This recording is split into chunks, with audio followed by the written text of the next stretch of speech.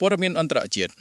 ប៊ុនស៊ីនផាតក្លែងមិនចូលខ្លួនបំភ្លឺកឹងព្រឹទ្ធសភារឿងកើនបញ្ជារដ្ឋាភិបាលថៃទេ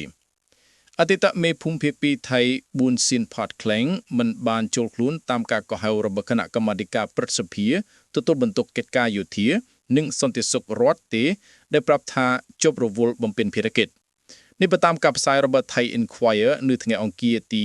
11ខែវិច្ឆិកាឆ្នាំ2025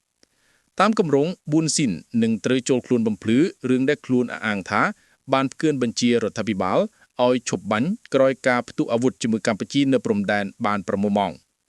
ប៊ុនស៊ីនសារភាពថាខ្លួនពិតជាមិនស្ដាប់តាមបញ្ជារដ្ឋាភិបាលទីក្រុងបាងកកដែលឲ្យឈប់បាញ់មែនពេលចំនួនព្រំដែនជាមួយកម្ពុជាឈានដល់ការផ្ទុះអាវុធកាលពីខែកក្កដា